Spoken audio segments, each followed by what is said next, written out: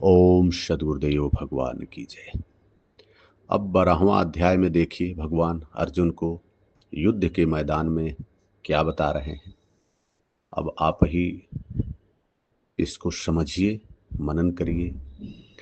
एत्वक्षरमनिर्देश्य मव्यक्तं पर्युपासते सर्वत्र गमचिन्त्यं च कूटस्थमचलं ध्रुवं सन्नियमैन्द्रियग्रामं सर्वत्र समबोधयः ते प्राप्नुवन्ति मामेव सर्वभूतहिते रताः।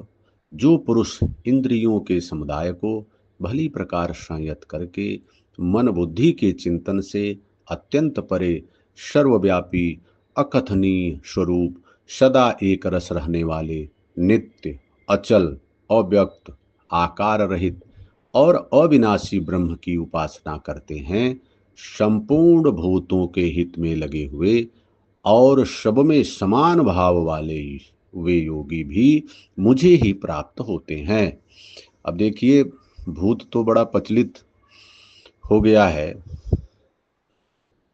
अपमानित शब्द है, लेकिन गीता के अनुसार भूत मनुष्य प्राणी मनुष्य को कहा जाता है। हम आप बड़ा पवित्र नाम है गीता के अनुसार। एतु सर्वाणि कर्माणि मयि सन्न्यस्य मत्पराः अनन्येनैव योगेन मां ध्यायन्त उपासते तेषामहं समुद्धर्ता मृत्युसंसारसागरात् भवामि न चिरात् पार्थो मय्यावेशित तसाम् मयैव मन आधत्स्व मयि बुद्धिं निवेशय निवसिष्यसि मयैव अत ऊर्ध्वं न संशयः। अथ चित्तं समाधातुं न शक्नोषि मयि स्थिरम् अभ्यासयोगेन ततो मामिक्षाप्तुं धनञ्जय अभ्यासेऽप्य समर्थोषि मत्कर्म परमो भव मदर्थमपि कर्माणि कुर्वन् सिद्धिमवाप्स्यसि।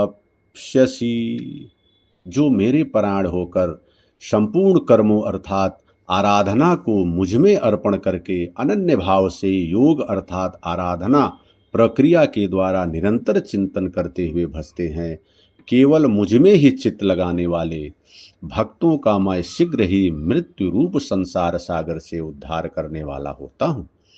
इस प्रकार चित्त लगाने की प्रेरणा और विधि पर योगेश्वर प्रकाश डालते हैं। इसलिए अर्जुन, तू मुझ में मन लगा, मुझ में ही बुद्धि लगा, इसके उपरांत तू मुझ में ही निवास करेगा। अब देखिए, यदि तू मन को मुझ में अचल स्थापित करने में समर्थ नहीं है तो हे अर्जुन, योग के अभ्यास द्वारा मुझे प्राप्त होने की इच्छा कर। योग का अभ्यास वही है जो पहले बता आया है, कर्म यज्ञ। यदि तू अभ्यास में भी असमर्थ है तो केवल मेरे लिए कर्म कर अर्थात आराधना करने में तत्पर हो जा। इस प्रकार मेरी प्राप्ति के लिए कर्मों को करता हुआ तू मेरी प्राप्ति रूपी सिद्धि को ही प्राप्त होगा। अगर और विस्तृत जानकारी करनी है तो 12वां अध्याय जरूर पढ़िए और स्वतः निर्णय लीजिए कि भगवान युद्ध के मैदान में अर्जुन को क्या बता रहे हैं। उसको महात्मा बनाना चाहते हैं कि योद्धा बनाना चाहते हैं। ये जो सांसारिक मारकाट है, यह तो हमारा आपका आपसी बदले हैं।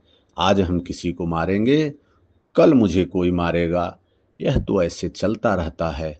लेकिन जो भगवान ने जिसको मारने के लिए कहा है, जो विकार है, जो इंद्रिय संयम है, यदि इसको आप एक बार मार दिए तो फिर पलटवार नहीं कर पाती। भगवान फिर उसका निराकरण कर ही के ही दम लेते हैं, जीवन और मृत्यु के बंधन से मुक्त करके ही दम लेते हैं।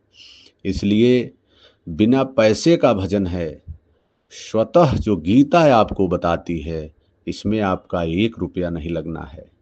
क्योंकि हमारे धर्मशास्त्रों को, हमारे जो ज्ञान परंपरा को किसी न किसी रूप में लोग दूषित करने का प्रयास करते हैं। हे भगवान, सबका कल्याण करिए। हो सके तो भगवत गीता के भाष्य यथार्थ गीता को पढ़िए, एक किताब के रूप में ही पढ़िए।